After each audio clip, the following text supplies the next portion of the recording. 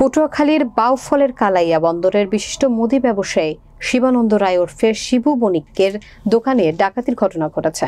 মুখোশধারী ডাকাত দলের সদস্যরা অস্ত্রের মুখে জিম্মি করে প্রায় ৫ লক্ষ টাকা লুট করে।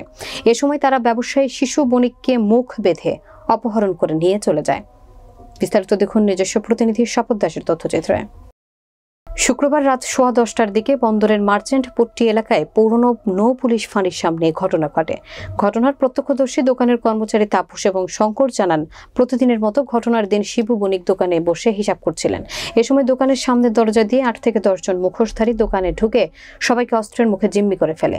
খুব কম সময়ের মধ্যে ক্যাশ থেকে প্রায় 5 লক্ষ টাকা সহ ব্যবসায়ী শিবু বণিককে মুখ বেঁধে অপহরণ করে নিয়ে যায়। কর্মচারীদের ভাষ্যমতে দোকানের পেছনের দরজা দিয়ে দ্রুত গতির ট্রলার যোগে শিবু বণিককে নিয়ে তেঁতুলিয়া নদীর দিকে যায়। ঘটনার সত্যতা নিশ্চিত করে বাউফল থানার ভারপ্রাপ্ত কর্মকর্তা মোহাম্মদ কামাল হোসেন জানান, ব্যবসায়ী শিবু বণিককে উদ্ধারের জন্য পুলিশ এবং নৌ পুলিশ অভিযানে বের হয়েছে। এই যে 7-8 জন লোক ঢুকছে, বেশি বয়স না, অল্প বয়স, সবাই মুখোশ পরা, উঠেই ক্যামেরা, ওই যে সিসি ক্যামেরার বাইরে ভাঙছে। আমি এইখানে বসা ছিলাম, আমার বসা এইখানে বসা ছিল, আমার এইখান দিয়ে আমার টাইনে আইনা এই খুঁটির সাথে বাঁচছে।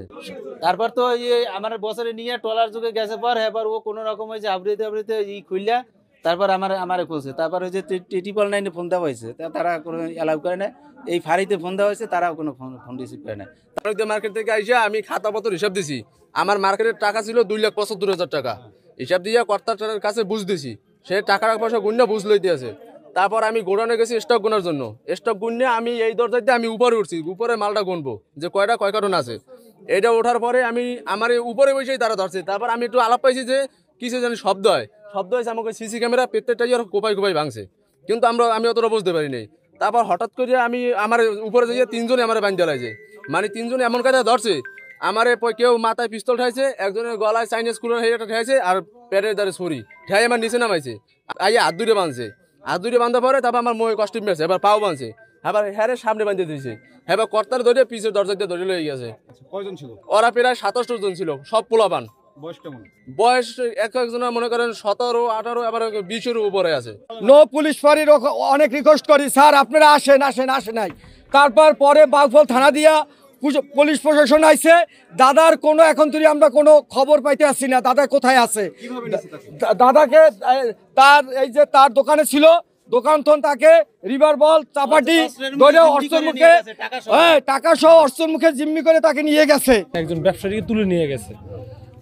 পরে আমরা আসার পরে দেখতেছি যে ওই যে ব্যবসায়ী যারা ছিল ভিতরে উপস্থিত ছিল, যাদেরকে বেঁধে রাখছে, তাদের কাছ থেকে শুনছি তাদেরকে বাইর দেয়া, তারপর ওই ব্যবসায়ী শিবু বণিককে নিয়ে গেছে আর কি ট্রলারে করে। 4টার পর আমার অফিসে মিটিং করেছিলাম, উনি বক্তব্য দিছে, কিন্তু হঠাৎ আমরা মাহফিলের ব্যাপারে খানকে আলোচনার পর 10টা বের হওয়ার সাথে সাথে শুনেছি এরকম, আমরা দৌড়িয়ে আসছি কালাইয়াতে। আমার জীবনে এরকম ঘটনা দেখি নাই।